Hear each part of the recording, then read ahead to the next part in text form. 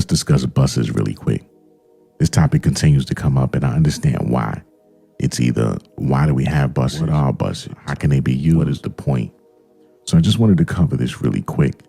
This topic comes up, and I understand why, because it can be a little confusing. It's a way to group your signal paths when you have multiple tracks, multiple sounds going on at the same time. Just a way to simplify them, kind of like a funnel. So the best way to describe this is to think of a bus as a container. So you have bus A, which would be container A, you have bus B, which would be container B, and you have an effects bus, which would be container C. Bus A and bus B are basically dry signals. Anything you put into bus B or bus A is going to have a dry signal. You cannot put any effects on those particular sounds. If you want to add a sound with an effect and you want to be able to control those sounds, you're going to put those in the effects bus. You can also think of it as a bus is a transport system. You get on a bus and it takes you from point A to point B. And that's basically what the buses do when you are dealing with these created devices, groove boxes, doors, whatever it is. That is what a bus is. I'm going to demonstrate so I can kind of show you an easier way as to how to use these things. And it makes a lot of sense actually when you're dealing with these little groove boxes. You're on the go and maybe you don't want to deal with 6 tracks or 12 tracks.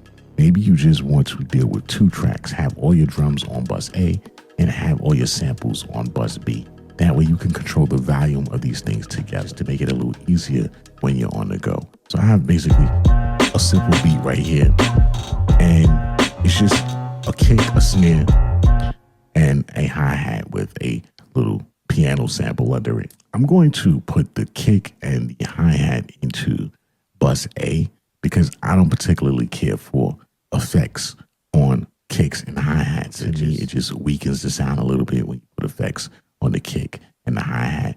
But the snare, you may want to put some reverb on that. So I'm going to put the kick and the hi-hat into bus A, and I'm going to put the snare into the effects bus, so that way we can add some delay or maybe even some reverb.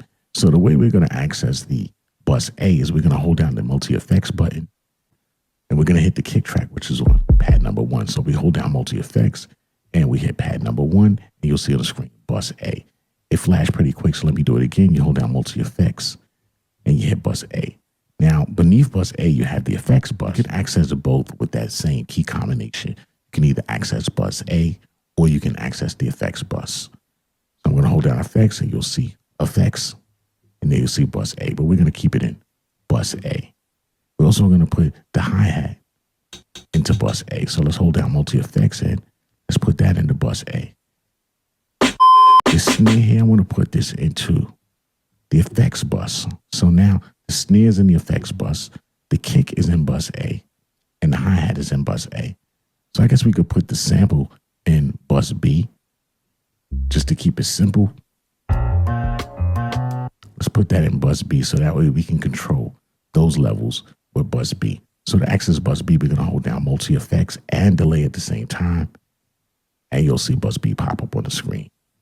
So now we have all of our sounds routed where we want them.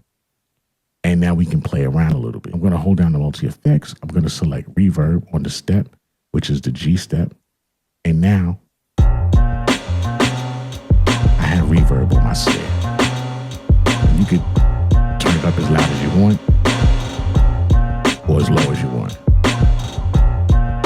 And if you notice, all the other sounds are dry because remember, we put the kick and the hi-hat into bus A. So those are dry signals. So that's why you don't hear any effects. You only hear the effect on the snare.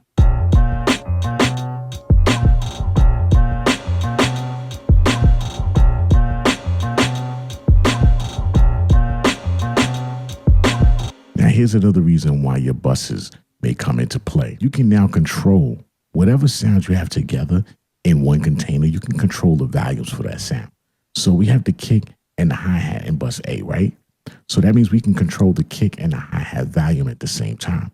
So to access the mixing board for the buses, we're going to hold down shift and we're going to hit mixer, which is step A. And now the pitch knob becomes the volume for bus A, the start knob becomes the volume for bus B, and the end knob becomes the volume for the effects bus. So let's play around with the volume for the bus A, which is the kick. the hi-hat, see what we get. We're gonna hold down shift.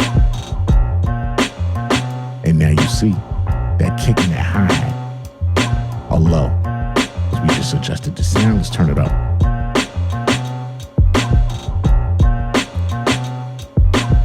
Now let's go to the effects sound and let's mess around with the levels on that.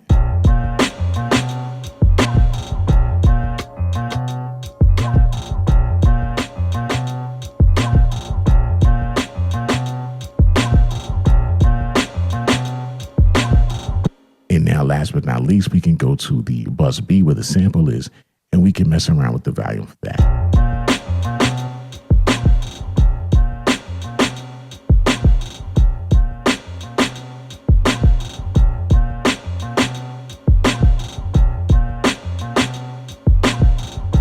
And that's basically it. That is how you control your buses.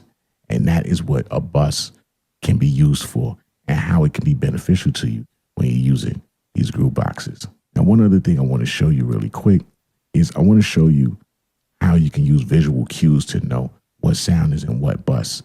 Unfortunately, with the Roland P-6, we don't have a lot of colors and things going around, a lot of ways to know what's going on at quick glance. We're going to have to use visual cues. So here, we're going to use the kick, which is on pad 1. And you know what pad or what sound is in what bus by what a particular pad or button is doing. We hold down multi-effects and we go to bus A. You'll notice that it's a dim light. If you go to bus B, you'll notice that it's a blinking dim light. So that's how we know it's in bus B. And if you go to the effects bus, it's going to be a solid light. And I wanted to show you that just in case you're performing with something or you got it in a booth and you're just looking at all orange, you'll know what that pad or that sound is doing. So let's play around a little more with these buses. I'm going to take the sample and put that on an effects bus. So that way we can mess around with some of the filters or whatever. So I'm going to hold down multi-effects and I'm going to dump the sample into the effects bus. So now we can kind of fool around with this sample.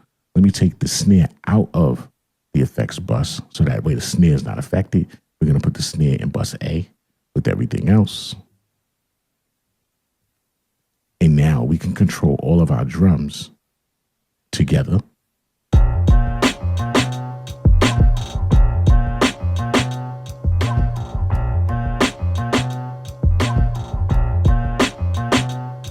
And we only have our sample that we're going to mess around with the effects. So let's throw some effects on the sample just so we could play around and see what we come up with.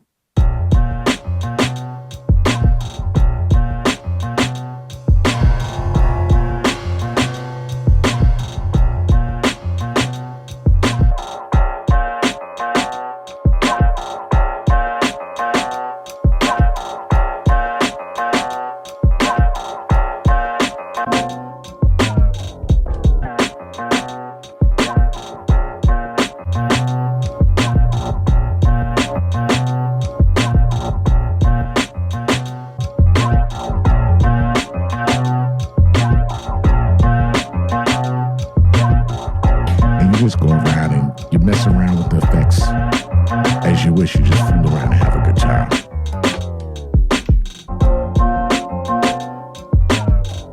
That is your bus A, bus B, and your effects bus in the Roland P-6. I hope this helped. Again, if you have any questions, hit me up in the comments. And yeah, have fun, man. Roland P-6 is great. Have fun, play around, keep banging out those masterpieces. I'm gonna catch you guys in the next video. Take care.